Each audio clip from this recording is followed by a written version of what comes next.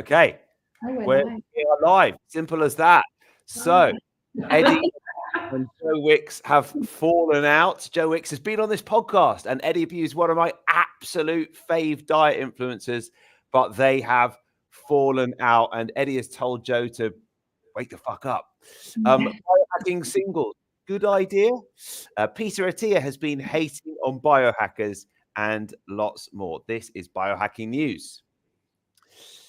Yeah, so this is Biohacking News. I'm Tony Wrighton. Before we go any further, please like and subscribe. I'm going to bring up the sweaty AFers. How are you? Good. How are you? Good. Never been called a sweaty AFer before, but I like it. I know. Because we've called it, haven't we? Because we've got your names on the screen now with the subtitles. It was actually just going to say Joey and Lucy, sweaty AF, and we realised that didn't really work. Yeah, we're the other way around. We're the other way around. Yeah. Oh God. Well, I'll tell you what. While you're talking, I'll try and sort that out, because that needs to be, the TV presenter in me needs to make sure that is right. Now let's start with Joe Wicks and Eddie Abu. Then I'm absolutely obsessed with Eddie Abu, and I know you guys are as well. Joe Wicks has been on this podcast. Eddie hasn't yet, but I would like that to happen. One of my very favorite diet influencers, loves his eggs. What is it? He has 12 eggs a day or something like that. And to tell people the story, if you haven't seen it, Joe Wicks went on Loose Women and said Eddie Abu demonizes most foods. And Eddie wasn't happy about this. So he said in reply, listen, Joe Wicks, stop flip-flopping in the same sentence. The products that I demonize are not food. They are ultra-processed bollocks. What do you think of this fallout? Because I sort of like them both, but are you on one side rather than the other? Well, I like them both. I do like them both. Like you said. Yes. You go. No, you go. Mine will be quick. She's the nutritionist, so she'll have a bit more to say on it. I think Eddie's advice is fantastic to a point. I do think it's extreme, which Joey will go more into. I think he's quite aggressive, which slightly scares me when he's shouting at us to wake the fuck up.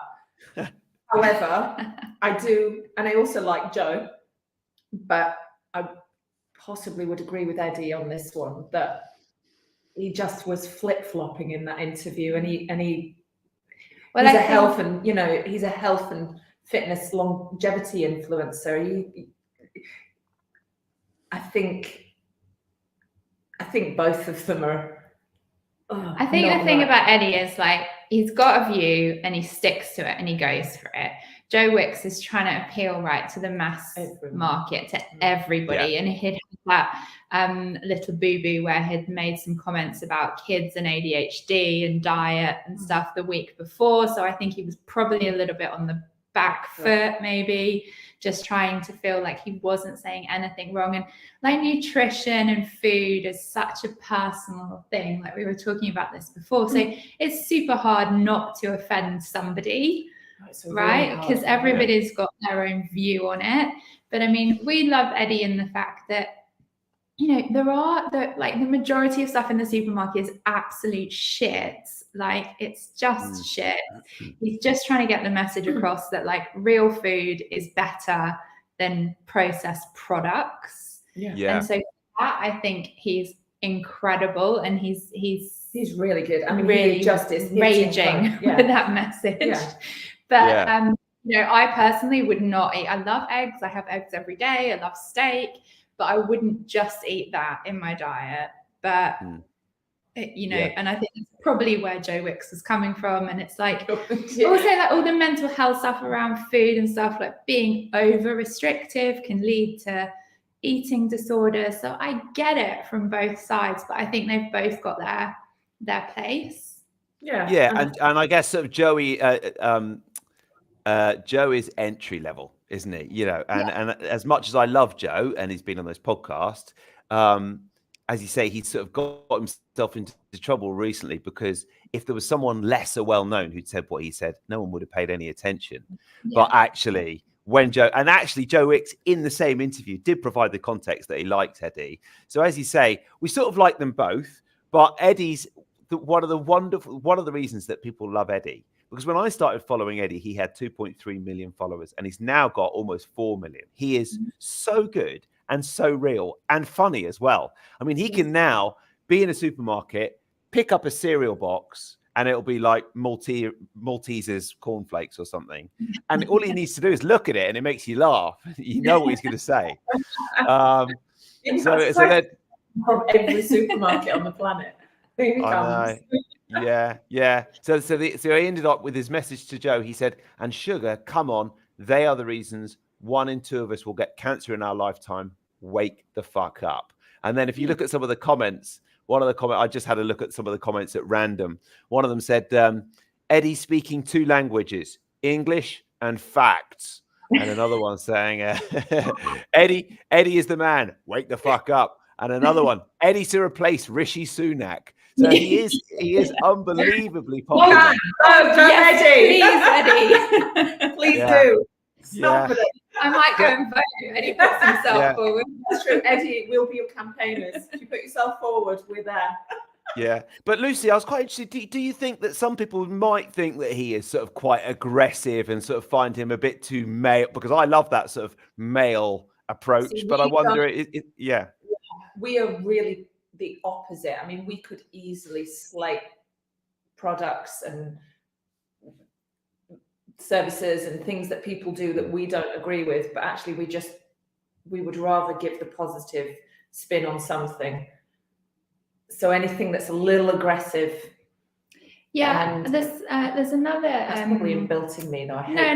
There's another guy we follow on Instagram, and he goes into supermarkets, not as well known as Eddie. I'll find his name, and he goes in and tells like, why out of all the cereals, if you're going to pick one, this is a good choice because X, Y, Z. And it might not be perfect, but it's giving people like a toolkit of how to do the shopping. And I think we really like that approach as well. It's like, we know what we're not meant to eat. Thanks, Eddie. But what can we eat? He definitely has I think he's fantastic what he's doing. But for me, I get a little scared. If somebody's shouting, I'm gone.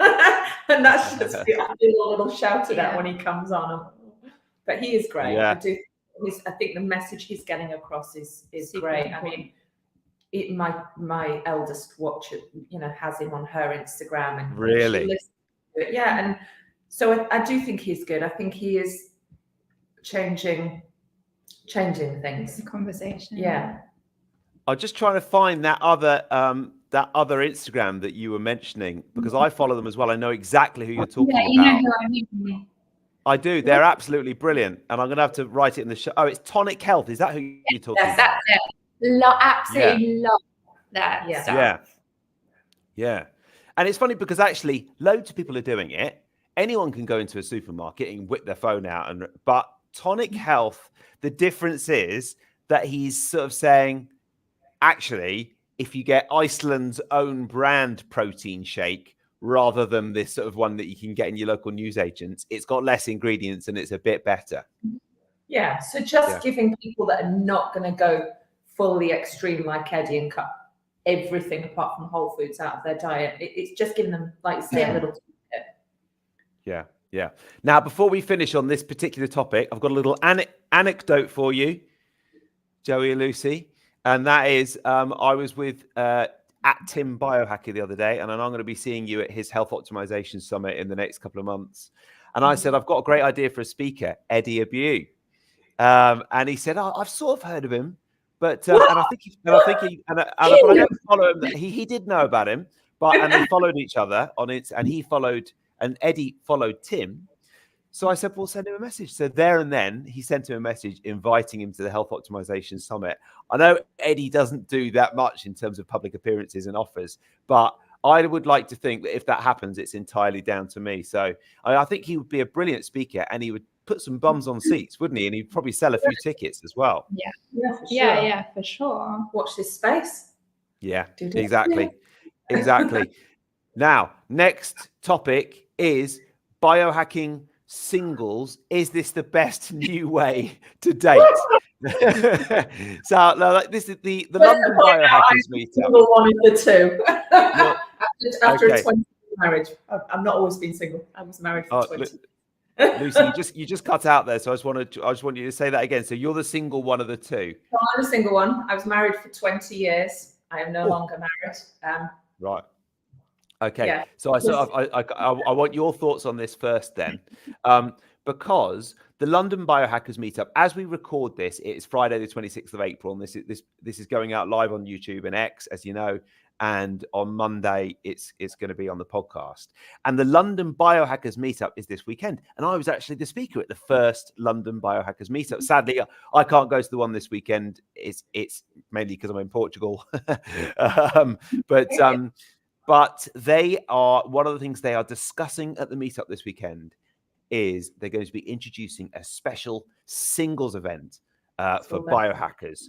And this is really interesting. Apparently, this is what everybody is asking for, like-minded individuals who share a passion for health and wellness. And apparently, this biohacking singles world is increasing. The Times wrote an article recently about how people don't want to go for dates anymore. They want to go and get an IV drip together or jump in a sauna. So what do you think? Is this the way forward? And is this actually a good way to meet people? Because I don't know.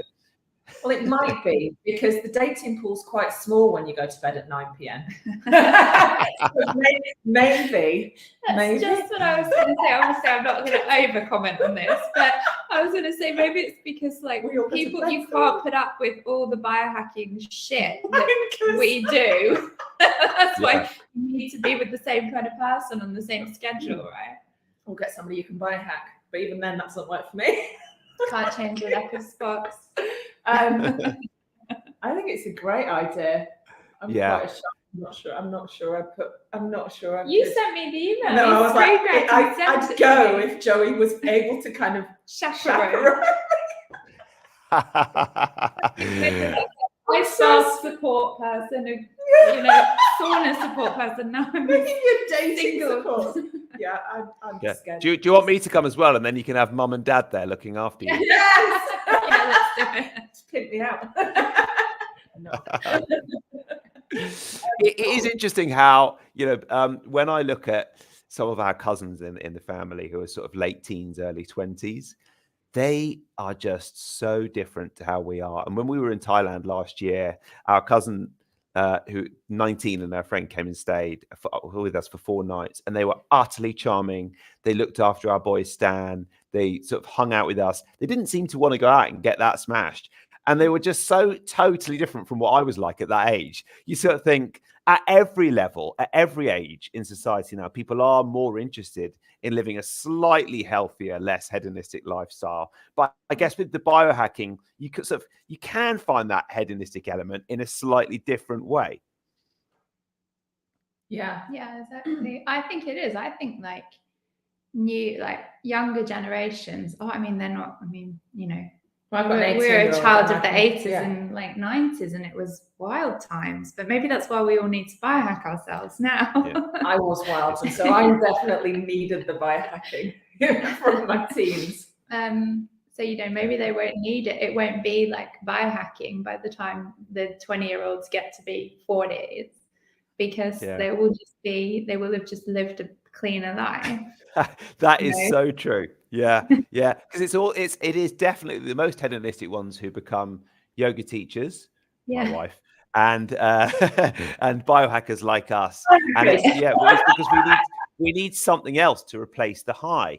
But listen, so what they're going to be doing this weekend, and it'd be really interesting to see what happens, is they're going to be sort of talking to other biohackers, and they're going to be saying, is this what you want? And what should a biohacking event look like for singles? So what should it look like?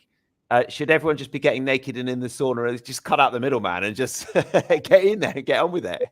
Why not? No? God, that'd give me the ick if I just saw a bunch of people. At least you know what you're getting into from the beginning. You don't have to go through so many dates before you get to the cutoff point. As much as I'm single, I'm not sure I'm the right person to ask this. I don't date because it scares the life out of me, and that's why I'm still single. But maybe a naked sauna would be a good. And then an ice bath. And then an ice bath. Is it like a speed dating kind of thing? So you're going to pop everybody in a room and go around? your match. This is what it's all up for grabs. You could all be wired up to different IV drips, and you could chat to somebody with vitamin B going in, and then somebody with vitamin D going in. I don't know. I mean, that's what they're trying to work out. Well, but maybe I guess if you're wearing a Whoop, you go over in that corner. If you've got an Aura ring, you're in that corner.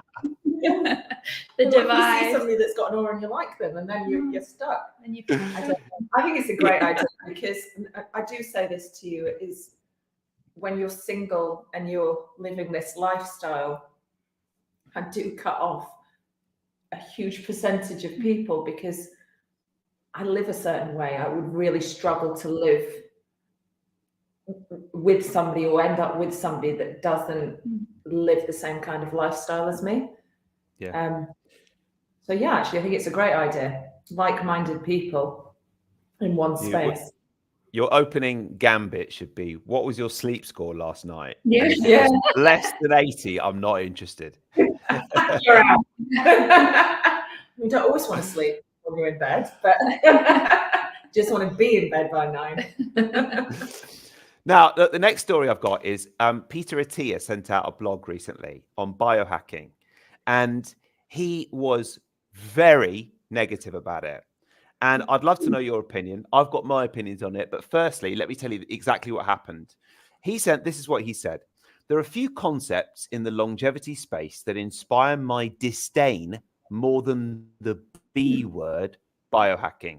The notion that individuals can enhance health, performance, and lifespan by adopting an array of experimental, esoteric, and often expensive interventions, from over-the-counter supplements and, quote, DNA diets to young blood transfusions and implanted computer chips or magnets. The very term biohacking feels to me like an affront to those of us who strive to help others achieve meaningful improvements in health and quality of life. So that's what Peter Attia said, and then he went on to record a video, and he actually said in the video, look, my wife keeps telling me I sound really pompous when I talk about biohacking, but this is what I think about it. My thoughts are that there's a lot of semantics involved here, and he even says the word biohacking feels to me like, and I think personally he's getting it all wrong, because I think most people who are into biohacking do strive to help others and themselves achieve meaningful improvements in health and quality of life. And often, if not most of the time, it's the free stuff, like getting outside with your feet on the ground, soaking up a bit of sunshine, maybe some cold exposure. But it doesn't have to be a brass monkey ice bath, although that is nice. I personally think it's semantics, and he thinks biohacking means one thing. And it might be the Brian Johnson effect. But also, I sort of, as much as I really like Peter Attia, and I think he's great, I think he's got it wrong here. What do you guys think? I think where he was going with that is there are some very extreme biohackers that make biohacking. I mean, we had this conversation before when we talked about Brian Johnson. There is some media around some very extreme biohackers that spend a fortune on stem cell therapy, or, I mean, not saying anything's wrong, but there's some really extreme cases of biohackers wanting to turn back time in a very extreme way. What he stands for is the kind of foundationals. So, good sleep, good hydration, good nutrition, strength training, movement, getting outdoors, good relationships.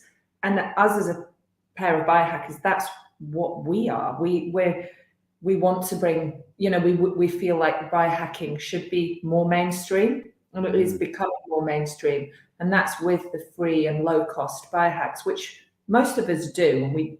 But then there are just the few extreme cases that talk about spending $1 million a year on reversing age, which then makes it appear, and I do think we said this in the last call, it does make it appear unobtainable to the masses, and a slightly scary word. Biohacking is what I am and what you are. Yeah, but it can maybe sound a little bit futuristic. And I think we need an Eddie equivalent to be aggressive about free biohacks. That's what we need to do. We can't be aggressive. Take your fucking shoes off. Yeah. Stand on the fucking the fucking sun, and then I'll run because it's just too much. But I'm like you. I really like Peter Attia. He's one of my favorites. So I'm a bit sad that he was saying this because I also hugely believe in biohacking. But I think it's like you say, it's because actually the media around biohacking is very extremist and elitist.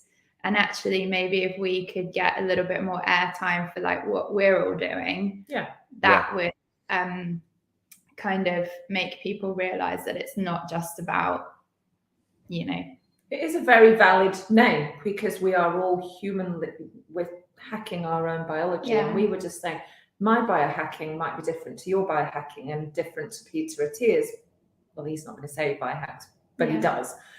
It's all. But he's also a big advocate of bio-individuality and doing things very specific for yourself, which is essentially what biohacking is, right? So, I think he's been very open in the past with his anger issues. So maybe he was just feeling quite angry that day. I don't know. He has been very open. He's had anger issues. Also, I mean, coming from a slightly negative place, but it's getting people talking about him, isn't it? So sometimes people will voice a very one-sided opinion in order to, it's, no media is bad media, really, is it? Because we're all sitting here talking about him. So.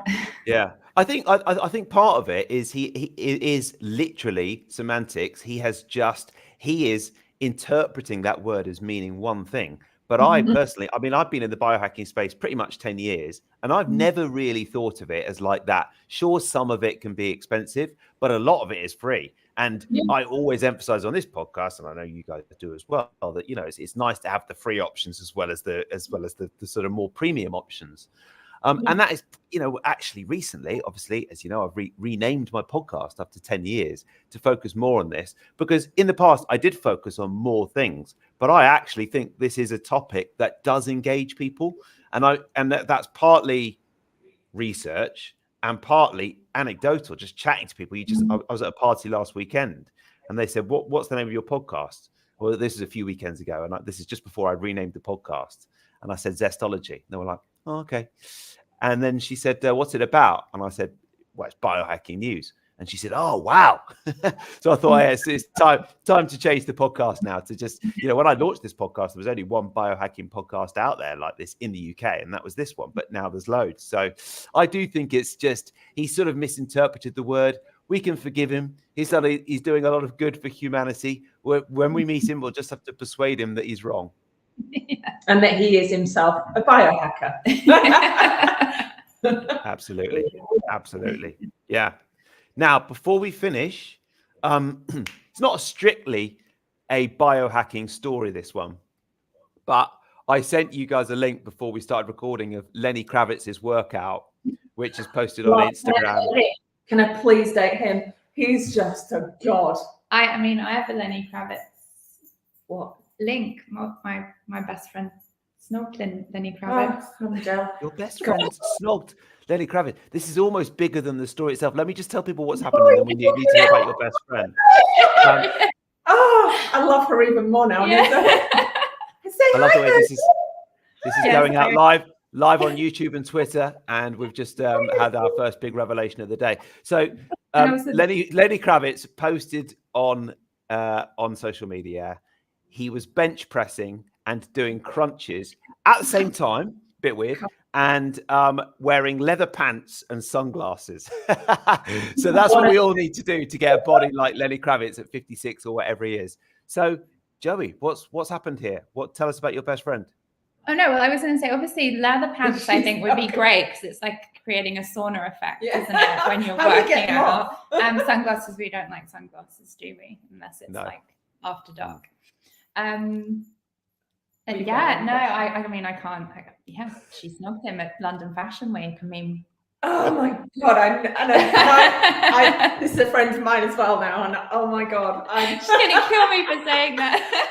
Yeah, wow. And you can't even edit it out now because this is live. So you look. Pants, you should wear them all the time. Yeah.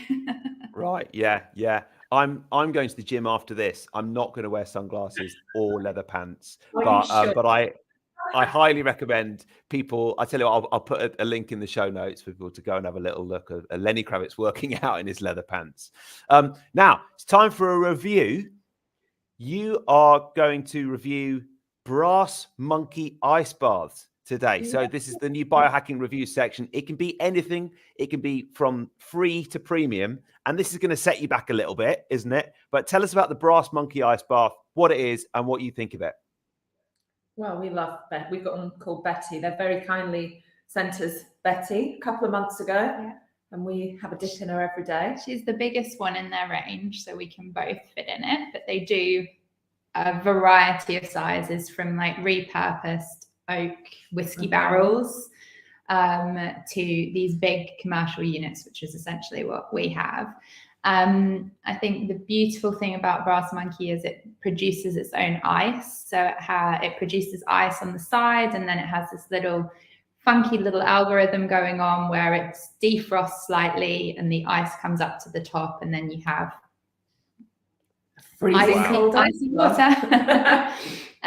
We have an app that we set the timer on when we want to use her, so Betty's always ready whenever we want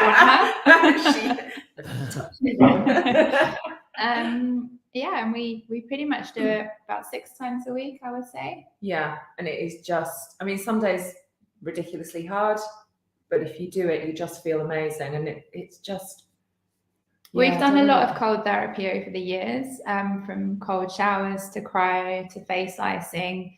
I think this probably feels like you get the deepest freeze out of it, the cold state.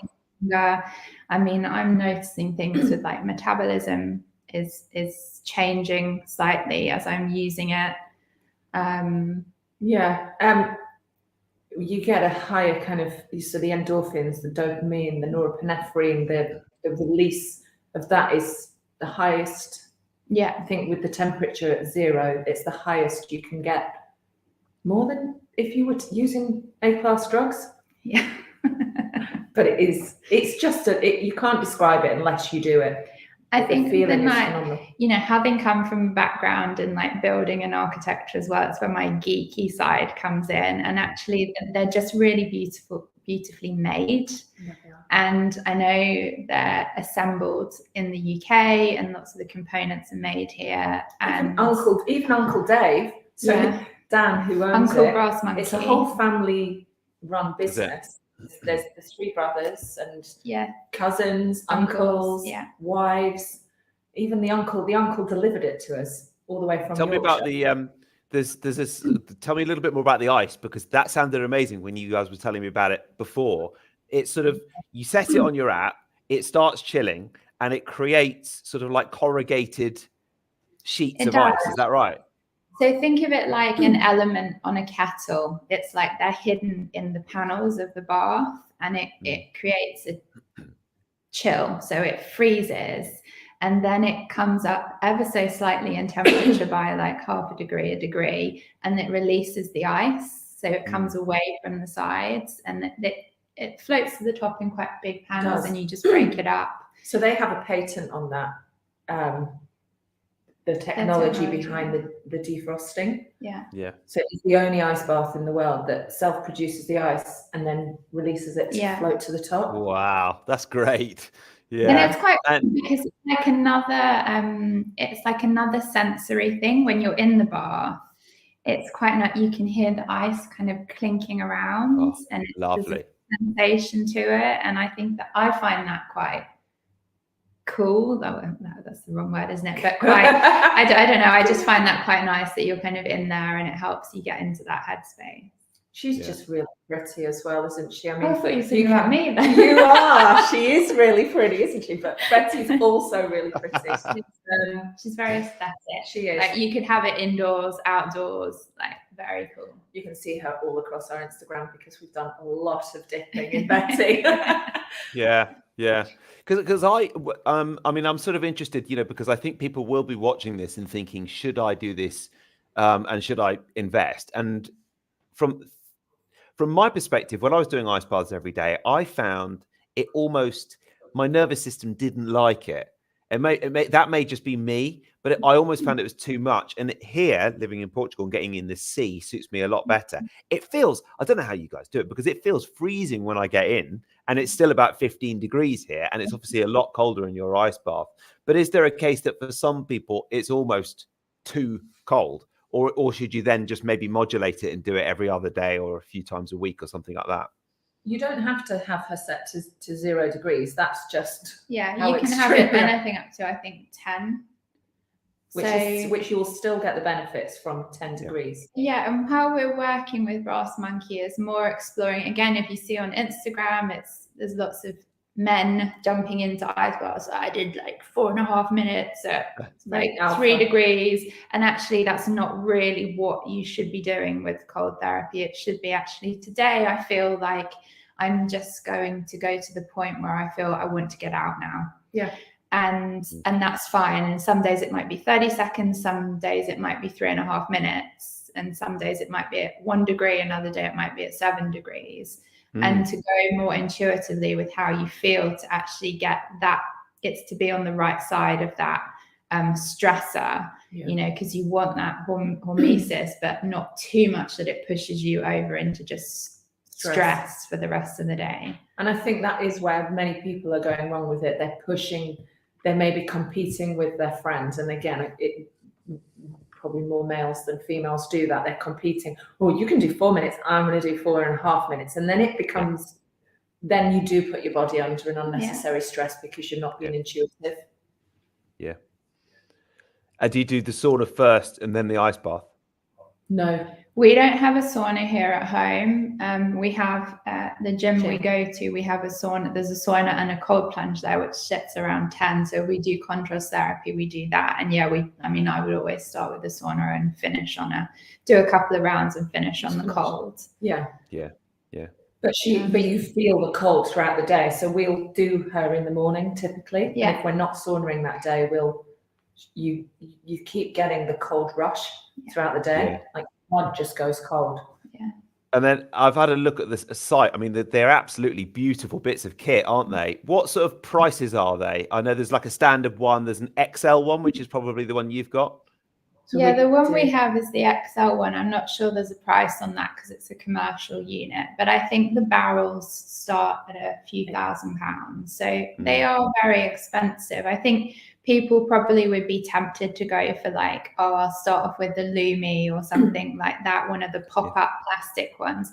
But actually the reality with those is they're very hard to get down to a cold temperature, particularly like in the spring and summer. And there's a cleaning element to it. It becomes a really, it just becomes a massive thing to have to deal with. Whereas the Brass Monkey, it's self-cleaning, it's double filtration, and this UV filter as well. Wow. So you just change the filter like once a month, and it's just a case of unscrewing it and putting a new filter in. So I think it makes it more usable. It's definitely way more user friendly. They are expensive, but I mean, people spend £5,000 on a handbag. It just depends what your priorities are in life. I mean, for me, health and wellness, I would rather spend my money in that field than on.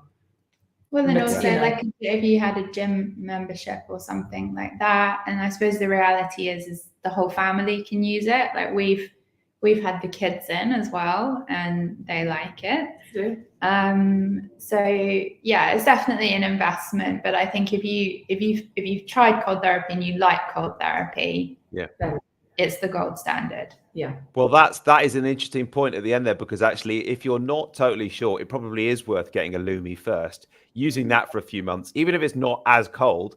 Just see if you like it and you use it every day. Because if you don't, it's probably not worth upgrading. Yeah, or even start cold showers as well. Like a cold, in here, maybe not in Portugal, but the water's very cold here. Just to admit, you can build it up. But also, they are popping up now. Lots of plunge places, particularly in London. In London, there's loads of contrast therapy studios popping up. So it's exciting times. Just run a cold bath and see if you like it that way, and then step it up. Yeah. It is Great to talk to you as usual. Where can people find out more about you and your podcast and what you both do individually as well? Because I know you've both got different areas of speciality too. Yeah, we never stop. And 2 kids each. Yeah. So we have our Instagram account is Sweaty AF Podcast. And all the links are on there for Spotify, Apple Music, YouTube. So. And that's where you'll find all the behind the scenes silliness, craziness. There's a lot of silliness. I love your Instagram. So our tagline is laughter brings longevity. And I like it. Yeah. We're together every day, pretty much. Yeah. Doing all this. There's a lot more work goes on behind the scenes than what it looks like. It's not all sawn as an ice bath, just saying. No, there's an awful lot. Of other stuff going on behind the scenes. I know that, yeah.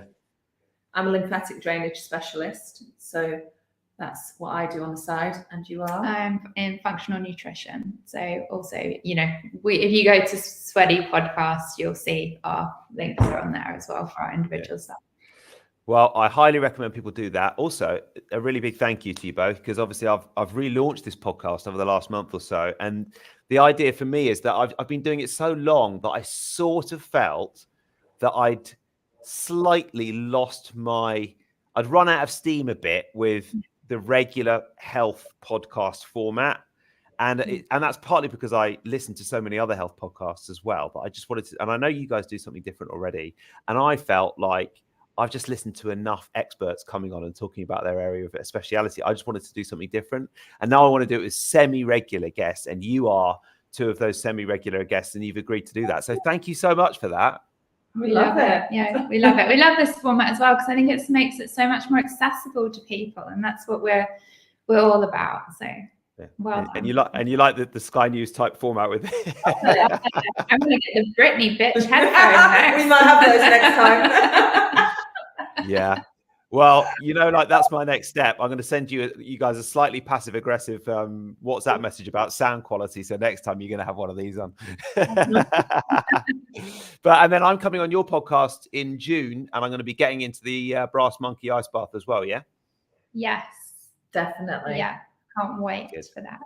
Yeah. Excellent. All right. I'm going to end this stream now. But for people who've enjoyed this podcast, if you want it in advance, you can go to YouTube or X at it should be on a Tuesday actually, so that's probably not much helpful information, but we'll work out the exact live timings. But thank you very much, Joey and Lucy from Sweaty AF Podcast, and thanks for listening to Biohacking News. It's all going south at the end. Right, time to finish. Thank you. Bye.